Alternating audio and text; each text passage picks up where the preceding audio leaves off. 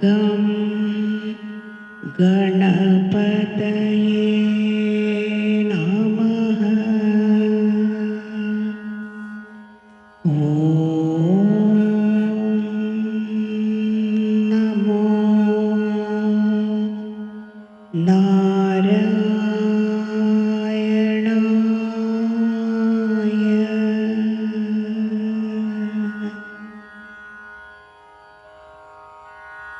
ശ്രീരാമ രാമ രാമ ശ്രീരാമചന്ദ്ര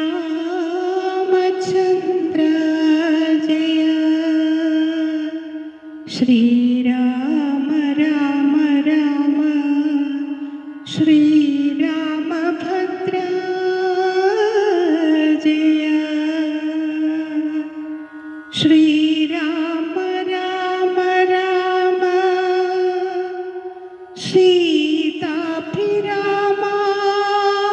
രാമ.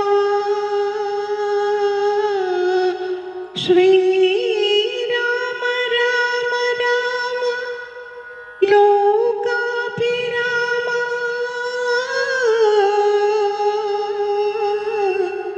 ജയ.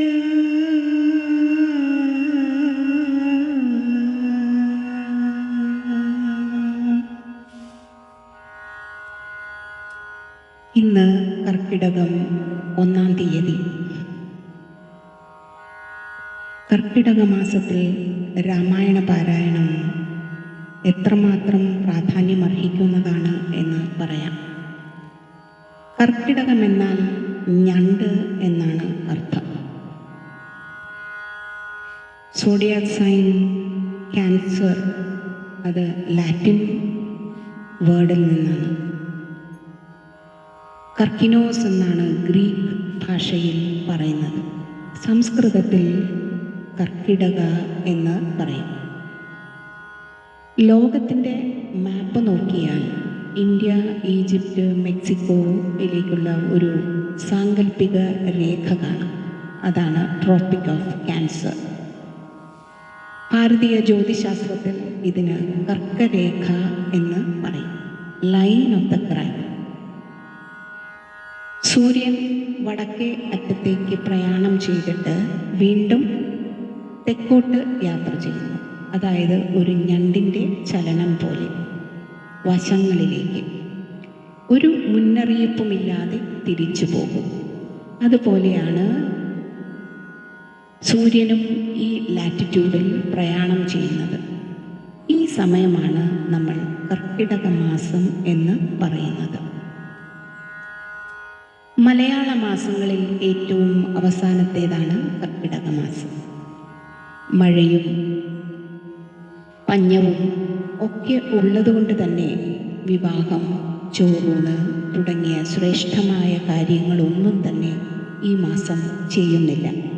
എന്നാൽ അടുത്ത വർഷത്തിലെ ചിങ്ങമാസത്തെ വരവേൽക്കാൻ വേണ്ടി ശാരീരികവും മാനസികവും ബൗദ്ധികവുമായ തയ്യാറെടുപ്പുകൾ നടത്തുന്നു. രാമായണ പാരായണം, നാലമ്പല ദർശനം, കർക്കിടക ചികിത്സ, ക്ഷേത്ര ദർശനം, ഇങ്ങനെ സാത്വിക ഭക്ഷണ രീതി സ്വീകരിച്ച് പൂർവാധികം ആന്തരികവും ബാഹ്യവും ആധ്യാത്മികവുമായ ശക്തി പ്രാപിച്ച് പൊന്നിൻ ചിങ്ങമാസത്തെ വരവേൽക്കാനായി സന്തോഷപൂർവ്വം തയ്യാറെടുക്കുന്നു. രാമായണം കർക്കിടക മാസത്തിൽ എത്ര പ്രാധാന്യമർഹിക്കുന്നു എന്ന് നമുക്ക് നോക്കാം.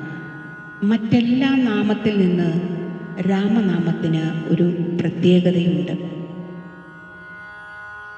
നമ്മൾ ഒരു തവണ രാമ എന്ന് ജപിക്കുമ്പോൾ 3 പേരെ ഭജിക്കുന്ന ഫലമാണ് കിട്ടുന്നത്. 1 രാമൻ, 2 മഹാവിഷ്ണു, 3 മഹാദേവൻ. ഓം നമോ നാരായണായ എന്ന അഷ്ടാക്ഷരി മന്ത്രത്തിൽ നിന്ന് രാ എന്ന അക്ഷരവും ഓം നമ ശിവായ എന്ന പഞ്ചാക്ഷരി മന്ത്രത്തിൽ നിന്ന് മാ എന്ന അക്ഷരവും ചേർത്ത് രാമ എന്നുണ്ടാക്കിയപ്പോൾ രാ നാരായണനും മാ മഹാദേവനും ആയി. സാക്ഷാൽ ജഗദീശ്വരനായ ശ്രീരാമന് ലങ്കയിലെത്താൻ സേതു നിർമ്മിക്കേണ്ടി വന്നു. എന്നാൽ സദാസമയം രാമനാമം ജപിച്ച ഹനുമാന് മഹേന്ദ്രഗിരിയിൽ നിന്ന് ഒരു ചാട്ടത്തിന് ലങ്കയിൽ എത്താൻ സാധിച്ചു. അപ്പോൾ ഒരു തവണ രാമ എന്ന് ചൊല്ലുമ്പോൾ തന്നെ നേടുന്ന പുണ്യവും ആനന്ദവും നിത്യവും രാമനാമം ജപിക്കുമ്പോൾ ലഭിക്കുന്നത് നിത്യാനന്ദമാണ്. രാമ രാമ രാമ രാമ രാമ രാമ രാമ രാമ രാമ. നന്ദി, നമസ്കാരം.